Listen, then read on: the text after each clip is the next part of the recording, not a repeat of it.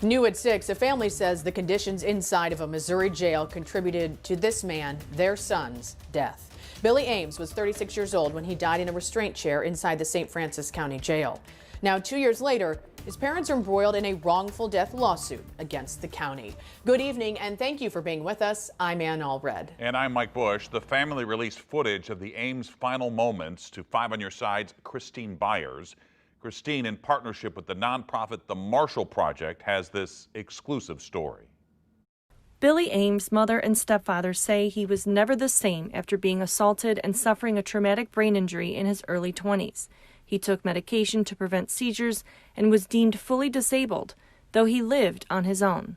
He spent over a month in Barnes Neuro ICU, and he left there eventually with some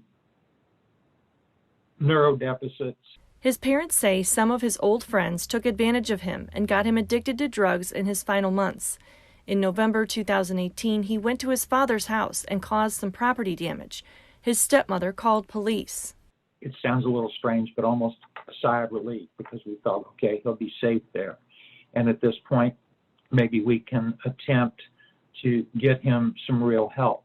He arrived at the jail November 8, 2018, according to his family's attorney, Von Carricker. He's so calm. He doesn't appear to be under the influence of anything. He's so cooperative. So that's how he came into the jail. Such a change from the way he was hours later.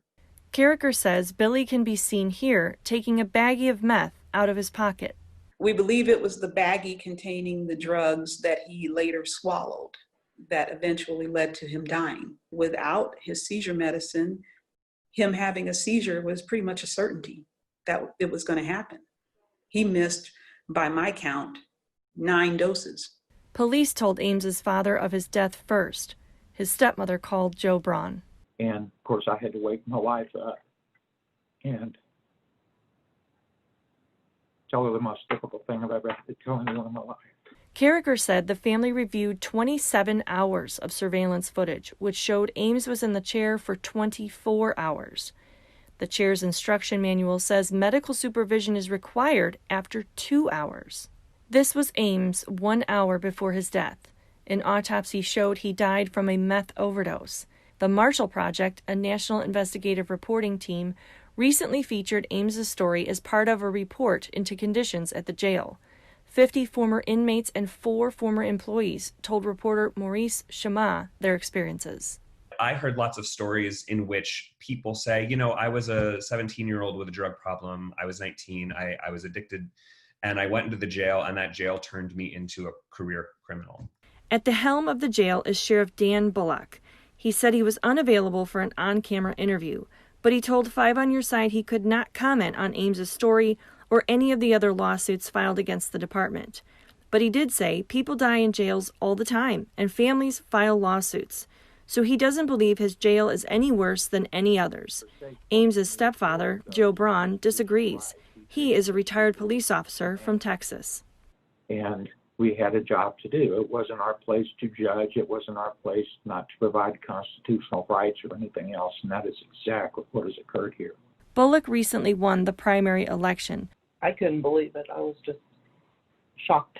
I thought we did a pretty good job of getting the information out, and I just couldn't believe people would support that.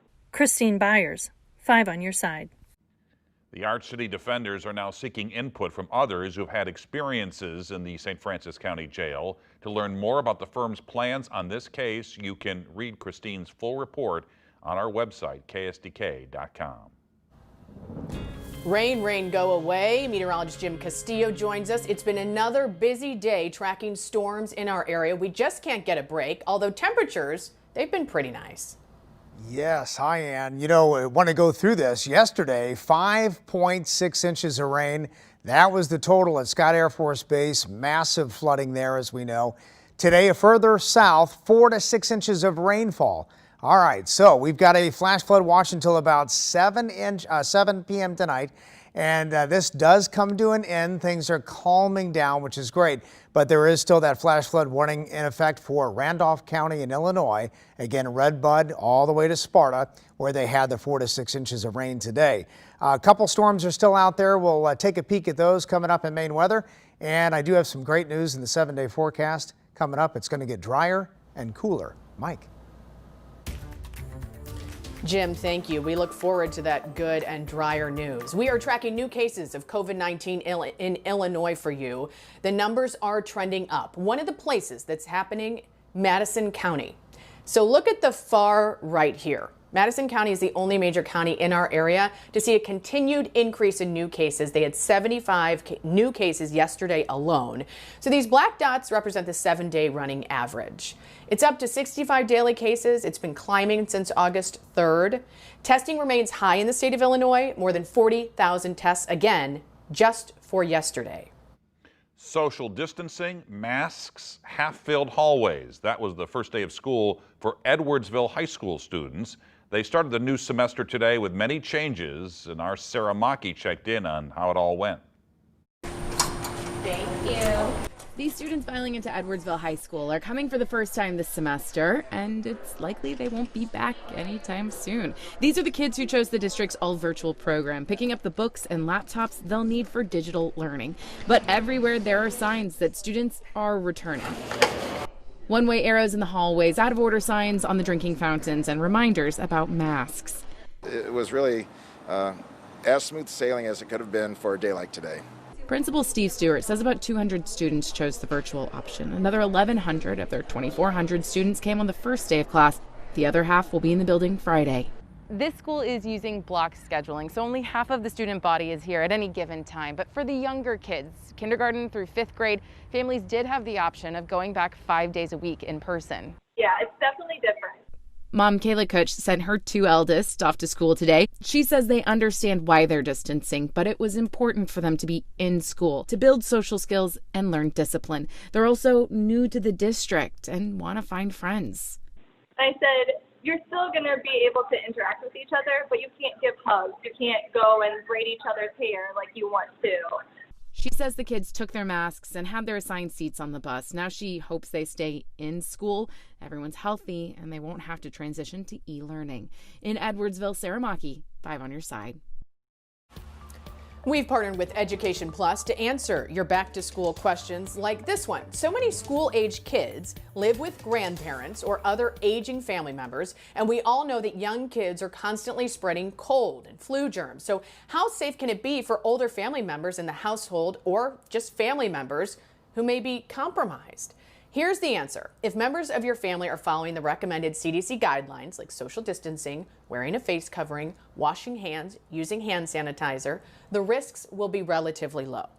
If there are concerns about compromising members of the household, most school districts are offering a virtual learning option that may be the best option for your family.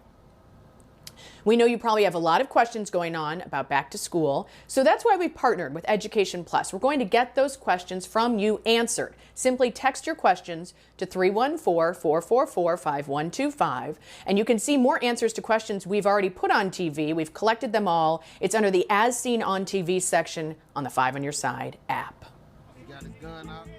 Coming up, a former St. Anne officer faces federal charges for using violence during an arrest last year, and he's tied to another deadly case from 6 years ago. Plus, St. Louis's Major League Soccer team explains the meaning behind its new name.